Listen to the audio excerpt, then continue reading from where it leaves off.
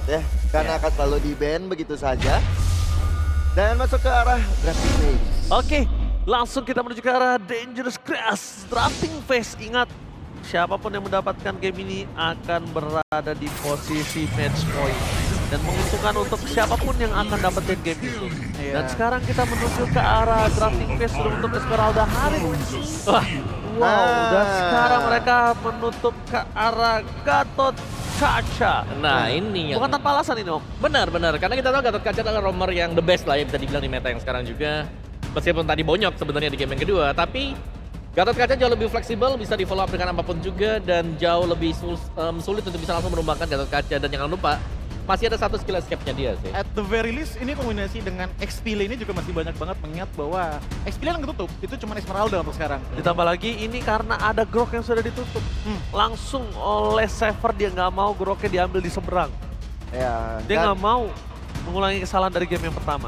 Dan emang tipikalnya Alek ya. Aku suka dia main hero-hero roamer initiator sih. Bukan dengan high loss. Tapi ya kayak tadi ada grok. Dan sekarang ada Gatot Kaca. Yap. Dan Cici juga diambil langsung. Ini sekaligus untuk menghindari kombinasi antara Gatot Kaca bersama dengan Cici sebenarnya. Ya. Yang kita tahu sebuah Captain Call akan bisa mengikat lawan dan EOG akan sangat mudah untuk bisa menimpa ya hero-hero yang terkena. Tapi dengan diambilnya Cici, apakah ini menandakan juga akan ada Cici Gold Queen meskipun Assumption belum diambil oleh Navi? Ya, dan si V kan sering bermain dengan Cici ke arah Goldline ya. Ya. Cuma problem yang harus mereka perhatikan adalah kalau mereka menggunakan Granger lagi. Tindakan preventif dari Navi ini mereka udah harus ada siap suppress power sih om menurutku. Atau nggak minimal crowd control yang besar. Tadi nggak kepegang sama sekali. Sama sekali nggak kesentuh. Iya, ya. Untouchable. Aku kepikiran ya, Dangerous Crash ini pernah ada sosok yang berbahaya tapi di last pick namanya Kaja. Kaja pick ya. Kaja untuk Alek. Iya. Tapi Sun Sin ya, 3 kali berturut-turut. Yap. Dan ada Uranus juga, ini dua hero yang sangat tanky sekali. Dan nyaman ya. Sedangkan burst damage hero kita belum lihat sama sekali ada di Navi sebenarnya. Apalagi kalau bicara soal landing phase Uranus versus Cici.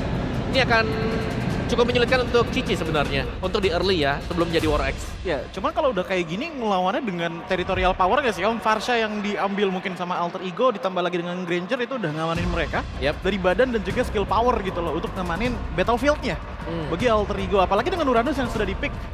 Untuk teman-teman dari Alter Ego ini setengahnya ngebuat bagaimana pressure ngelawan Khalid pun masih bisa diimbangi.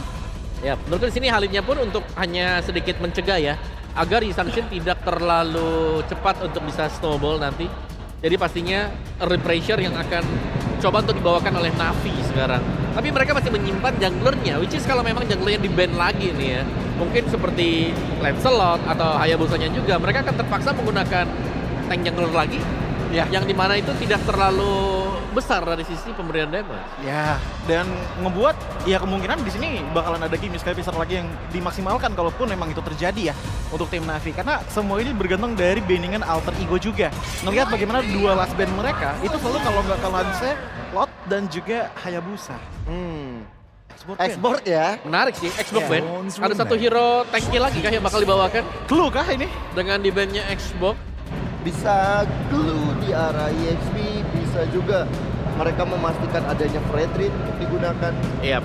Tapi Lancelotnya di ban lagi ya. Lancelot Hayabusa mungkin akan ditargetkan oleh Alter Ego sekarang. Dari si draft exportnya bagus banget ya. Tindakan preventif lagi, mereka nggak mau Cicinya di ini ya. kecele seperti di game sebelumnya. Cuman jadinya Lunoxnya kebuka.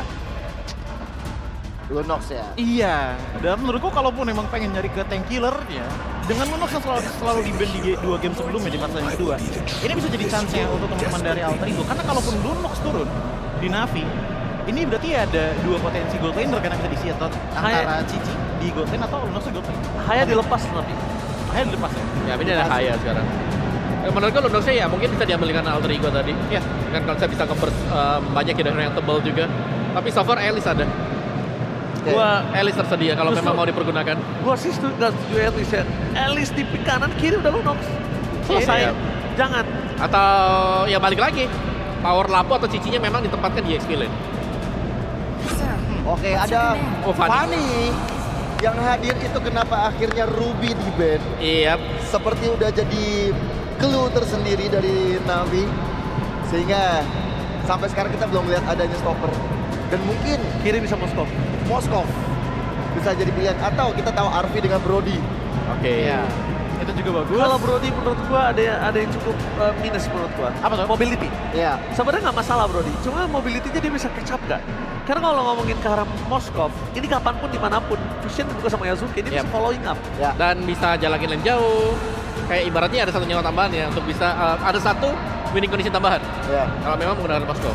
Ya, dan Mountain Shocker itu akan membantu ada Spear of Destruction Iya. ya. Betul. Lebih gampang lagi untuk ngebuka dan tinggal Navi sih yang menurutku untuk defender bagian depan Khalid udah oke di early game-nya. Late Arlot. game-nya mungkin mereka bakalan lebih power lagi, tapi tiba-tiba ada Arlot juga Valentina yang di-pick oleh teman-teman dari Alter Ego. Bentar, Oke. bentar. Ini berarti Uranus Gold kah? Manus Gold bisa. Hah? Uranus Gold kah ini? Jujur, tapi jujur gue mending Arlot yang gold dibandingkan Uranus. untuk damage kan? Iya sekalian. Iya, karena Valentina kan gimana ya? Valentina kan lebih ke arah utility dibandingkan dengan damage burst. Jadi menurutku maksimalkan Arlotnya dengan Fury Hammer dari awal untuk jadi damager pastinya juga untuk ngebantu early game dari Alter Ego. Nggak cuma dari badan aja mereka kuat. Tapi gue suka keekstriman Alter Ego sih. Gak hanya player-playernya yang suka ekstrim, tapi mereka juga ekstrim di dalam draft pick. Ini salah satu draft pick unik yang menurut gue ekstrim. Kenapa ekstrim? Pertama, mereka nggak ada pengikat pasti untuk sosok dari Fanny. Tapi bukan berarti Arlot gak bisa counter. Alice ini dia. Alice. Dan aku suka banget Alice ini seakan-akan langsung tidak ada jawaban juga. Iya udah gak. Gak ada jawaban sekarang, Bang. Lo udah gak bakal bikin pick Ludox kan? Mau Nggak, tadi iya. pemain ke-6 gak mungkin. Betul. Iya, mungkin. Ya udah, tanpa berlama-lama kita akan menyaksikan apakah match point di tangan Navi atau Alter Ego Soulcaster. Take to the land of down. Terima kasih para panelis. Dan ada satu draft lagi yang cukup mengejutkan lagi nih Ul. Yap, membawakan ke arah Arlot yang harusnya kemungkinan bakal ada di gold. Di gold kah? Atau Uranus yang gold lane. Oke, kita lihat nanti siapa yang akan ada di gold, Uranus atau Arlot. Dan sebenarnya kalau ngelihat Uranus, chance-nya bisa di gold karena ketemu sama Cici gold lane juga. Yap, Itu dia ya. akan ada tarik ulur terus-terusan yang terjadi. Jadi, untuk sekarang, waktunya teman-teman semua.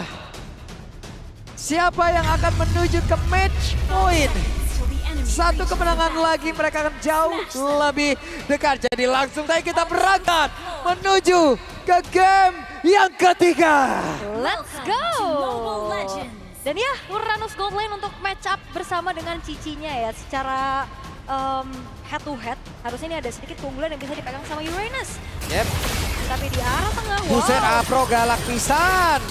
Tapi Hijume ditembakin terus-terusan dan dipaksa. Oh my god. Yap, Flicker ditahan dulu. ditahan itu dia sebuah kalkulasi dan ketenangan, tapi Kars. Oke, Nino di tempat yang berbeda. Nino, hampir saja Nino menjadi korban. Yap, hampir ya Ninonya menjadi korban. Tapi untungnya masih ada flicker juga untuk melarikan diri, tapi wow. Oke, apa yang akan terjadi? Karena sekarang Andorio malah mengantarkan nyawanya. Oke, itu dia ya sebuah miskalkulasi mungkin dari Andoriu. Mencoba untuk masuk, tapi justru ini Fanny harus menelan poin death pertamanya. Di saat juga retributionnya tidak siap. Karena kalau ngeliat dari emblemnya juga nih ya, Kars lebih memilih untuk Vitality. Festival of Blood juga yang dicari. Sementara dengan adanya Swift ya yang diamankan oleh Andoriu. Mencari attack speed tambahan untuk bisa memaksimalkan bagaimana farming yang dilakukan juga. So far, dengan adanya first blood dari Alter Ego, ini membuat mereka punya keunggulan yang cukup langsung nge-boost banget loh. Yap, ada perbedaan 500 tapi barusan Afro menjadi korban kembali dengan aksi penggerebekan yang dilakukan begitu baik. Yap, dan bermula dari first blood yang diterima sama Andoriu, ini agak sedikit sangat mematahkan bagaimana gameplay dari Navi. Yang biasanya Fanny ini bisa panen point kill di awal, nuker turtle untuk dapetin point kill. Ini tidak terlihat sama sekali, apalagi ini masih di bawah menit yang kedua. Yap. Dimana turtle-nya juga sekarang akan segera muncul. Setup seperti apa lagi yang akan diperlihatkan karena Hijume, IMU terhadap satu buah Raging Sandstorm. Ini akan menjadi inisiasi tambahan dari Alter Ego nantinya. Ya, dan Kars harus bersiap untuk join ke dalam pertempuran. Akankah dia berpindah tempat tapi sedikit lambat, tapi Dawn of Ruin tetap dipaksakan untuk langsung dikeluarkan pula hingga membuat Kars yang malah terjebak sendirian. Kars yang pun menjadi korban di dalam pertempuran tersebut. Yap, Kars yang tumbang ya karena gak ada flicker lagi untuk dirinya. Turn of Ruin yang memang bisa dihindari dengan cukup baik. Dan sebuah counter initiate dari Alec dengan Avatar of Guardian. Ini menjadi sebuah pembeda lagi di mana Alter Ego bahkan mereka dapetin point kill setelah dapetin turtle-nya. Oke, 3 poin kill. Ada satu Torso, Wrecking Sensor dikeluarkan, Revitalize pula langsung dikeroyok, tapi ternyata bakal lag. Masih terlalu kuat, membutuhkan waktu yang cukup lama hingga untuk sekarang Quicksand God. Bisakah Afro bertahan dan tidak bisa. Yap. Tidak jadi untung. Karena memang ini terlalu lama untuk bisa numbangin ke arah Alek yang di commit. Tadi dia masih ada Revitalize. Sampai akhirnya pemain-pemain Alter Ego yang lain bisa bantu untuk ke-backup. Dan setidaknya commit yang dilakukan oleh Navi terhadap Alek ini dibayar lagi. Karena Afronya tumbang tanpa adanya satu skill untuk kabur sama sekali dari Afro itu sendiri. Dan akhirnya ngebuat dari Alter Ego masih dalam keadaan yang cukup unggul. 4-1 poin killnya terlihat. Dan ngebuat dari sosok Andoryu pun ini makin sulit ya untuk bisa mencari siapa yang ditarget nantinya untuk didapetin poin kill. Kayaknya ngelihat dari Hijume dan Yazuke menjadi makanan empuk, tapi mereka punya dash ability. Yap. Hey. Lagi, 2 kali. Yazuke punya Trestless. Ini ngebuat dari Andoryu miss. Oh, Hijume. Oke, dari tempat berbeda.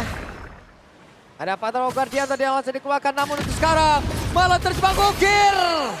Menjadi korban Alter Ego mulai mencukur satu persatu pemain dari Navi. Ya, Stressless. Dengan adanya Turtle Ship yang ditembak juga menuju ke arah Ukir. Menjadi targeting yang begitu manis. Dan kali ini Navi seperti kehilangan bagaimana mereka punya rencana